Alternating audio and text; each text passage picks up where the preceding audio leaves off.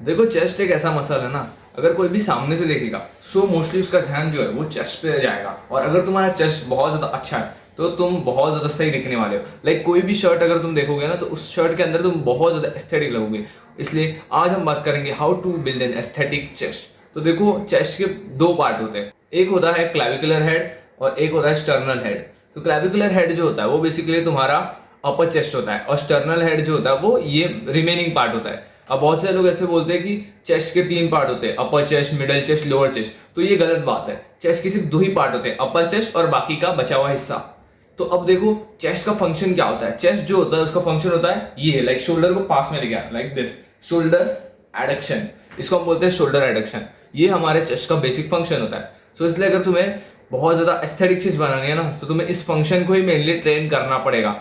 लेकिन अब गलती पता है लोग क्या करते हैं, लोग गलती ये करते हैं कि वो पहले एक फ्लैट बेंच प्रेस लगाते हैं, उसके बाद एक इंक्लाइन बेंच प्रेस लगाते हैं, फिर नॉर्मल जो चेस्ट फ्लाई होता है वो करते हैं। अब इस रूटीन के अंदर दिक्कत क्या पता है, इसमें सिर्फ तुम्हारी एक एक्सरसाइज वो तुम्हारे अपर चेस्ट को प्रायोरिटी दे रही है और बाकी के दो एक्सरसाइज जो है वो ओवरऑल चेस्ट को प्रायोरिटी दे रही है। तो होता क्या पता है कि तुम्हारा ये जो नीचे का हिस्सा होता है चेस्ट का, ये वाला मिडिल चेस्ट लोअर चेस्ट जो तुम बोलते हो, तो ये जो होता है ये एक्चुअली में जल्दी डेवलप हो जाता है, लेकिन ये ऊपर का हिस्सा डेवलप करने में बहुत टाइम लगता है।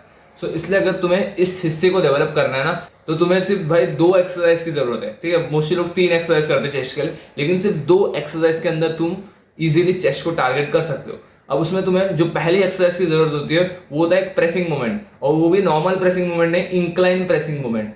इंक्लाइन जो होता है वो ज्यादा नहीं, तुम्हें 30 डिग्रीज या फिर 45 डिग्रीज तक का इंक्लाइन रखना है, क्योंकि इस ज्यादा ऊपर तुम इंक्लाइन रखोगे तो होगा क्या पता है, तुम्हारे शोल्डर पे ज्यादा आएगा लोड। सो इसलिए तुम्हें क्या करना है, 30 डिग्रीज पे रखना है जिससे तुम्हारे अपर चेस्ट पे प्रॉपरली हिट हो। और तुम्हें क्या करना है, जब भी तुम इंक्लाइन प्रेस करते हो ना तो तुम्हारे जो एल्बो होते हैं उसको अंदर टक इन करके करो, लाइक दिस।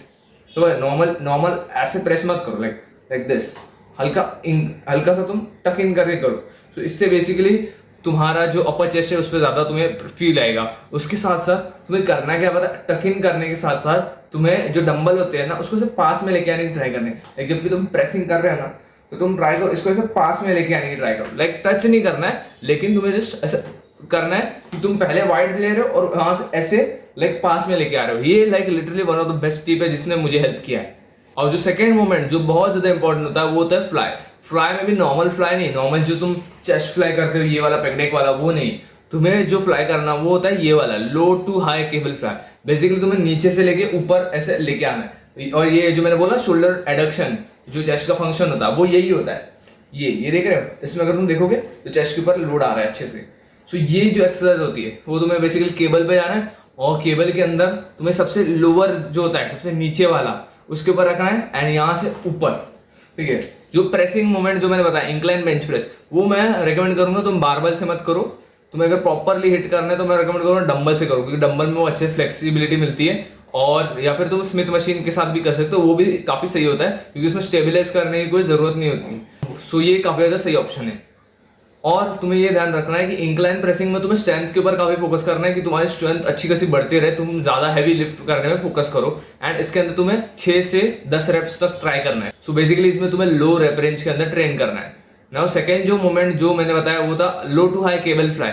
सो इसमें बेसिकली तुम्हें करना क्या पता है कि इसमें तुम्हें हाई नंबर ऑफ रेप्स पे फोकस करना है। ठीक है, इसमें तुम्हें बेसिकली थोड़े से हाई यानी 8 से लेके 12 रेप्स करो।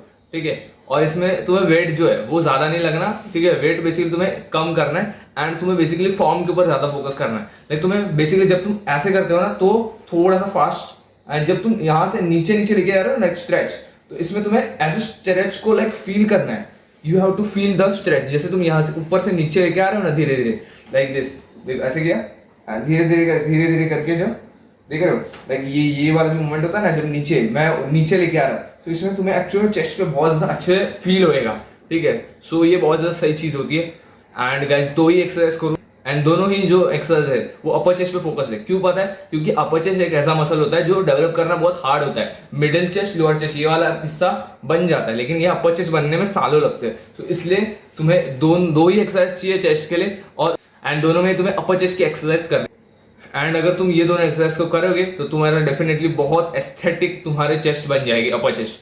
और उसके साथ साथ एंड हाँ गाइस, तुम्हें बेसिकली दोनों एक्सरसाइज के 3-3 सेट, यानी कि एक दिन में तुम 6 सेट, और अगर तुम पुश पुल लेग्स फॉलो कर रहे हो जिसमें तुम हफ्ते में 2 बार एक मसल को ट्रेन कर रहे हो तो 6 सेट, और उसी वीक में एक और बार हिट करोगे तो 6 सेट और 6 सेट, मतलब टोटल हफ्ते के तुम्हारे 12 सेट हो गए।